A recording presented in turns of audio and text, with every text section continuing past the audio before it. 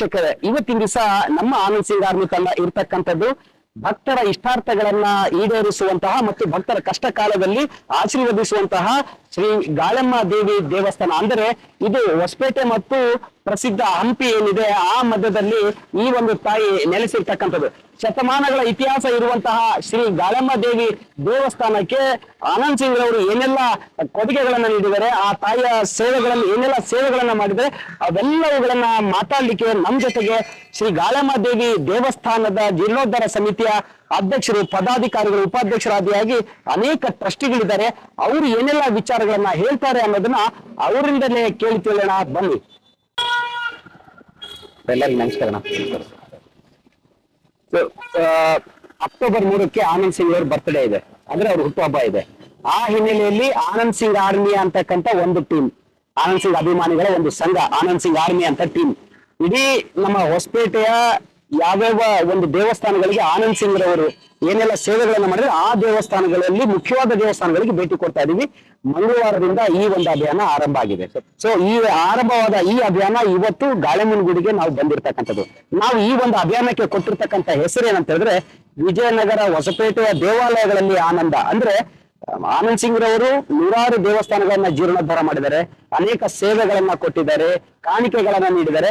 ಅವೆಲ್ಲವುಗಳನ್ನ ಸಂಗ್ರಹಿಸುವಂತದ್ದು, ಜೊತೆಗೆ ಅವರು ಯಾವೆಲ್ಲ ದೇವಸ್ಥಾನಗಳಿಗೆ ದೇವರುಗಳಿಗೆ ಸೇವೆಯನ್ನು ನೀಡಿದರೆ ಆ ಎಲ್ಲ ದೇವಾನುದೇವತೆಗಳ ಆಶೀರ್ವಾದ ಹುಟ್ಟುಹಬ್ಬದ ಈ ಸಂದರ್ಭದಲ್ಲಿ ಅವರ ಮೇಲೆ ಇರ್ಲಿ ಅಂತಕ್ಕಂಥದ್ದೇ ನಮ್ಮ ಆನಂದ್ ಸಿಂಗ್ ಆರ್ಮಿ ತಂಡದ ಒಂದು ಕನಸಾಗಿತ್ತು, ಅದರ ಒಂದು ಆಸೆ ಆಗಿತ್ತು. ಅದರಂತೆ ನಾವು ನಿಮ್ಮ ಗಾಳಮ್ಮ ದೇವಸ್ಥಾನ ಒಂದು ಟ್ರಸ್ಟ್ ಮುಂದೆ ಬಂದಿದ್ದೇವೆ, ಸಮಿತಿ ಮುಂದೆ ಬಂದಿದ್ದೇವೆ.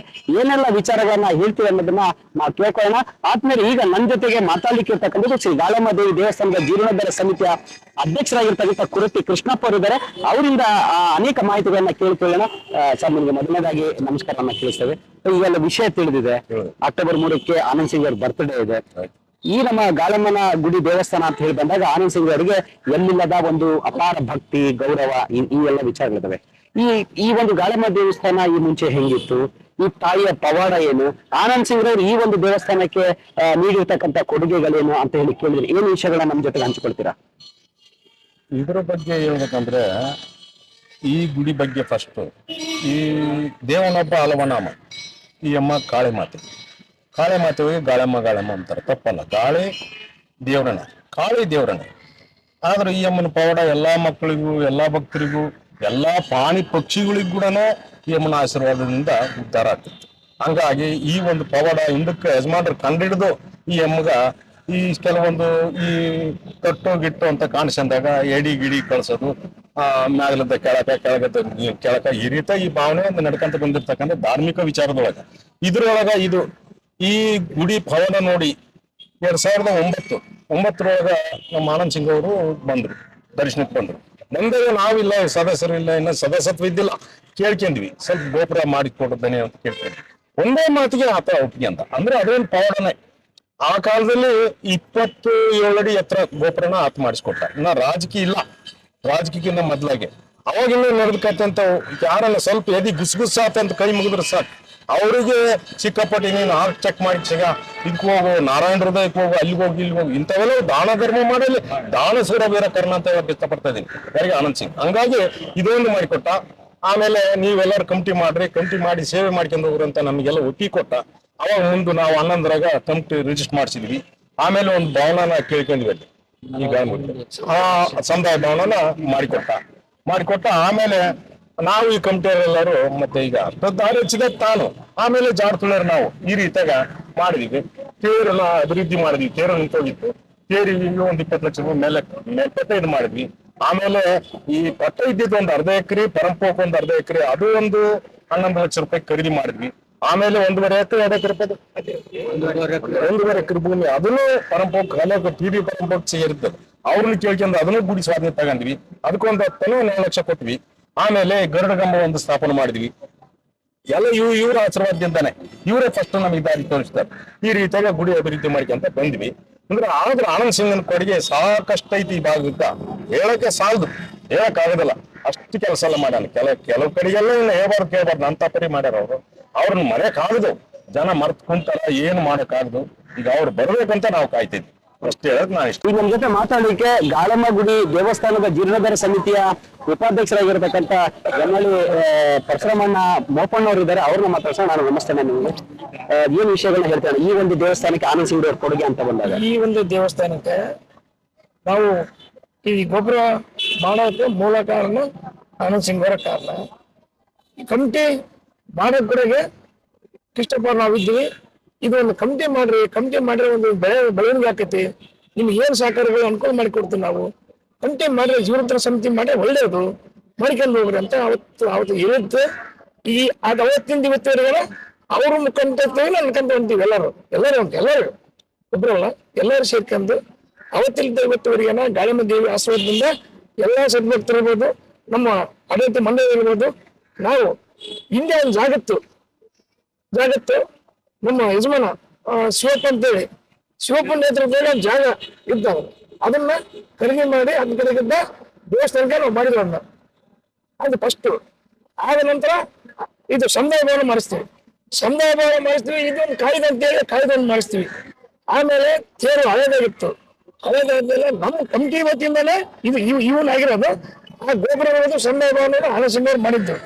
ಅವ್ರ ನೇತೃತ್ವದಾಗ ನಾವೆಲ್ಲ ಮಾಡ್ಕೊಂತ ಬಂದ್ವಿ. ನಾವು ಅವತ್ತಿನ ಯಾವುದು ಏನಿಲ್ಲ, ಎಲ್ಲ ತರದಿಂದ ಒಳ್ಳೇದಾಕಂತ ತಾಯಿಗೆ ಆಶೀರ್ವಾದದಿಂದ ಎಲ್ಲರಿಗೂ ಒಳ್ಳೇದಾಗಿತ್ತು. ಮುಂದೆ ನಡೆದ ದಿವಸಗಳು ಆನಂದ್ ಸಿಂಗ್ ಅವರಿಗೆ ಆರೋಗ್ಯ ಐಶ್ವರ್ಯ ಕೊಟ್ಟು ಅವ್ರ ಬರ್ತಡೆಗೆ ನಾವೆಲ್ಲ ಕಲಿತು ವಿಶ್ ಮಾಡೋಂತ ಹೇಳಿ ಹನ್ನೆರಡು ಮಾತು ಮುಕ್ತೆ. ಈಗ ನಮ್ ಜೊತೆ ಮಾತಾಡ್ಲಿಕ್ಕೆ ಶ್ರೀ ಗಾಳಮ್ಮ ದೇವಿ ದೇವಸ್ಥಾನದ ಜೀರ್ಣೋದ್ಧಾರ ಸಮಿತಿಯ ಹಿರಿಯ ಸದಸ್ಯರಾಗಿರ್ತಕ್ಕಂಥ ಟ್ರಸ್ಟಿ ಆಗಿರುವಂತ ಕೆ ಕುಮಾರಸ್ವಾಮಿ ಅವರು ಇದ್ದಾರೆ, ಹಿರಿಯರಿದ್ದಾರೆ. ಅವ್ರನ್ನ ಮಾತಾಡ್ಸೋಣ. ಕುಮಾರಸ್ವಾಮಿ, ನಿಮ್ಗೆ ನಮಸ್ತೆ. ನಮಸ್ಕಾರ. ಈ ದೇವಿ ಪವಾಡದ ಬಗ್ಗೆ ಕೇಳಿದಾಗ, ಜೊತೆಗೆ ಆನಂದ್ ಸಿಂಗ್ ಅವರು ಈ ಒಂದು ದೇವಸ್ಥಾನಕ್ಕೆ ಏನೆಲ್ಲ ಕೊಡುಗೆಗಳನ್ನ ಕೊಟ್ಟಿದ್ದಾರೆ ಅಂತ ಕೇಳಿದಾಗ ಏನ್ ವಿಷಯಗಳನ್ನ ಹೇಳ್ತಾರೆ? ಆನಂದ್ ಸಿಂಗ್ ಕೊಡುಗೆ ಕೊಟ್ಟಿದ್ದಾರೆ ಅಂದ್ರ ಇದ್ರ ಬಗ್ಗೆ ಏನಾಗ್ತಕ್ಕಂದ್ರೆ ದೇವಸ್ಥಾನಕ್ಕೆ ಅಭಿವೃದ್ಧಿಗೆ ಕಾರಣ ಅವರೇ ಗೋಪುರ ಮಾಡಿಕೊಟ್ಟಿದ್ದಾರೆ. ಆಮೇಲೆ ಇನ್ನ ಬೇರೆ ಬೇರೆ ಕೆಲಸಗಳು ಸಮುದಾಯ ಭವನ ಮಾಡಿದ್ದಾರೆ. ಆಮೇಲೆ ಇಲ್ಲಿ ಯಾವಾಗ್ಲೂ ಸ್ವಲ್ಪ ಹೆಚ್ಚು ಕಮ್ಮಿ ಏನಾಯ್ತು ಅಂದ್ರೆ ಬಂದ್ ಸ್ವಲ್ಪ ನಮ್ ಜವಾಬ್ದಾರಿ ನಿಂತ್ಕೊಂಡ್ರೆ ನಮಗೆ ಸದಸ್ಯರಿಗೆಲ್ಲ ಹೇಳಿ ಒಂದು ಒಳ್ಳೆ ಮಾಹಿತಿ ದಾರಿ ತೋರಿಸ್ತಾ ಇದ್ದಾರೆ.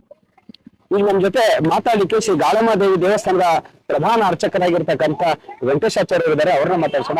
ಸೋಮರೆ, ನಿಮ್ಗೆ ನಮಸ್ಕಾರ. ಆನಂದ್ ಸಿಂಗ್ ಅವ್ರ ಬರ್ತ್ಡೇ ಅಕ್ಟೋಬರ್ 3ಕ್ಕೆ ನಮ್ ಟೀಮ್ ಬಂದಿದೆ. ಆ ಎಲ್ಲಾ ದೇವಸ್ಥಾನಗಳಿಗೆ ಅಂದ್ರೆ ಅವರು ಚರ್ಚು, ಮಸೀದಿ, ದೇವಸ್ಥಾನಗಳೆಲ್ಲಾರ್ದಂಗೆ ಅತಿ ಹೆಚ್ಚು 100ಕ್ಕೂ ಹೆಚ್ಚು ದೇವಸ್ಥಾನಗಳಿಗೆ ಅವರು ತಮ್ಮದೇ ಆಗಿರ್ತಕ್ಕಂಥ ಸೇವೆಯನ್ನ ಸಲ್ಲಿಸಿದ್ದಾರೆ. ಗಾಳಮ್ಮನ ದೇವಿ ದೇವಸ್ಥಾನ ಕೂಡ ಅವ್ರದ್ದು ಒಂದು ಕೊಡುಗೆ ಅಂತ ವಿಚಾರ ಬಂದಾಗ ಏನ್ ವಿಷಯಗಳು ನಮ್ ಜೊತೆ ಹಂಚ್ಕೊಳ್ತೀರಿ? ಮೊದಲು ನಮ್ಮ ತಾತ ಕಾಲದಿಂದಲೂ ಮಾಡ್ತಾ ಇದ್ದಾರೆ ಸರ್. ಅವರಿಂದ ನಮ್ಮ ತಂದೆ ತಾಯಿ ಎಲ್ಲರೂ ಮಾಡ್ತಾ ಇದ್ರು. ಈಗ ನಾವು 4ನೇ ಅರ್ಚಕರು ಇಲ್ಲಿ ದೇವಸ್ಥಾನದ ಅರ್ಚಕರಾಗಿ ನಾವು ಸೇವೆ ಸಲ್ಲಿಸ್ತಾ ಇದ್ವಿ. ಆದ್ರೆ ಇಲ್ಲಿ ಬರ್ತಕ್ಕಂಥ ಭಕ್ತಾದಿಗಳು ಎಲ್ಲಾ ಬಹಳ ಭಕ್ತಾದಿಯಿಂದ ಬರ್ತಾ ಇದ್ದಾರೆ.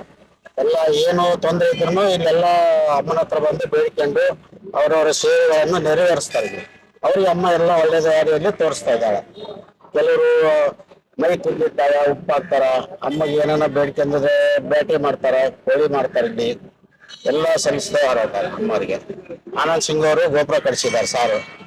ಆಮೇಲೆ ಸಮುದಾಯ ಭವನವೂ ಕಳಿಸಿದ್ದಾರೆ ಒಂದು. ಎಲ್ಲ ನಮ್ಗೆಲ್ಲ ಕಮಿಟಿನೂ ಮಾಡಿದ್ದಾರೆ. ಊರಿನವರು ಎಲ್ಲರೂ ಸೇರ್ಕೊಂಡು ಎಲ್ಲರಿಗೂ ನನ್ನ ನಮಸ್ಕಾರಗಳು. ಈಗ ಆನಂದ್ ಸಿಂಗ್ ಹುಟ್ಟು ಹಬ್ಬದ ಈ ಒಂದು ಸಂದರ್ಭದಲ್ಲಿ ನೀವು ಅರ್ಚಕರಾಗಿ, ತಾಯಿಯ ಒಂದು ಸೇವಕರಾಗಿ ಏನಂತ ಹೇಳಿ ಆನಂದ್ ಸಿಂಗ್ ಅವ್ರಿಗೆ ಆಶೀರ್ವಾದ ಮಾಡ್ತೀರಿ? ಆನಂದ್ ಸಿಂಗ್ ಅವ್ರಿಗೆ ಒಳ್ಳೇದಾಗಲಂತ ಅಮ್ಮವರ ಆಶೀರ್ವಾದದಿಂದ ನಾವು ಆರತಿ ಮಾಡಿ ಅಭಿಷೇಕ ಮಾಡಿ ಎಲ್ಲ ಮಾಡ್ತೀವಿ. ಆರೋಗ್ಯ ಐಶ್ವರ್ಯ ಕೊಡ್ಲಿ ಅಂತ ನಾವು ನಮಸ್ಕಾರ ಮಾಡ್ತೀವಿ ದೇವರಿಗೆ. ಈಗ ನಮ್ ಜೊತೆ ಮಾತಾಡಲಿಕ್ಕೆ ಶ್ರೀ ಗಾಳಮ್ಮ ದೇವಿಯ ಮತ್ತೋರ್ವ ಅರ್ಚಕಿ ಆಗಿರುವಂತಹ ಲಕ್ಷ್ಮಕ್ಕರು ಇದ್ದಾರೆ, ಲಕ್ಷ್ಮೀ ದೇವಿ ಅವರು ಇದ್ದಾರೆ. ಅವ್ರನ್ನ ಮಾತಾಡ್ಸೋಣ. ಅಕ್ಕ ನಮಸ್ತೆ. ಅಕ್ಕ, ನಿಮ್ಗೆ ಆನಂದ್ ಸಿಂಗ್ ಅವರ ಬರ್ತಡೇ 3ನೇ ತಾರೀಕಿಗಿದೆ. ತಾಯಿಯ ಒಂದು ಸೇವೆಯನ್ನ ಹಲವಾರು ವರ್ಷಗಳಿಂದ ತಾವು ಮಾಡ್ತಾ ಇದ್ದೀರಾ. ಆನಂದ್ ಸಿಂಗ್ ಅವರು ಕೂಡ ಒಂದು ಚಿಕ್ಕಪುಟ್ಟ ಸೇವೆಯನ್ನ ಈ ಒಂದು ದೇವಸ್ಥಾನಕ್ಕೆ ಮಾಡ್ತಕ್ಕಂಥದ್ದು. ಈ ಮುಂಚೆ ಯಾಕೆ ಈ ಗೋಪುರದ ಅವಶ್ಯಕತೆ ಇತ್ತು? ಯಾಕೆ ನೀವು ಅದನ್ನ ಅವರಿಂದ ಕೇಳಿದ್ರಿ? ಈ ಮುಂಚೆ ಹೆಂಗಿತ್ತು ಅಂತಂದು ಹೇಳಿದ್ರಿ? ಏನ್ ವಿಷಯ ಹೇಳ್ತಾರೆ? ಗಾಯಮ ದೇವಸ್ಥಾನ ಅರ್ಚಕರು ಸರ್. ನಾವು ದೇವಸ್ಥಾನ ಗಾಯಮ ದೇವರ ಅರ್ಚಕರು. ಸಾರ್ ಬಂದಾಗ ನಾನು ಗಾಳಮ್ಮಗೆ ಏನಾದ್ರು ಮಾಡ್ಬೇಕಂತ ಮನಸ್ಸಿನಲ್ಲಿ ರಾಮ ಅಂತ ಹೇಳಿದ್ರು. ಸರ್, ನೀವು ಗೆಲ್ತೀರಾ, ನಮ್ಗೆ ಒಂದು ಗೋಪುರ ಕಟ್ಸೋಡ್ಬೇಕು ಅಂತ ವ್ಯಕ್ತಿಗಳು ಯಾರು ಬರಲ್ಲ ಅಂತ ಕೇಳಿದ್ರು.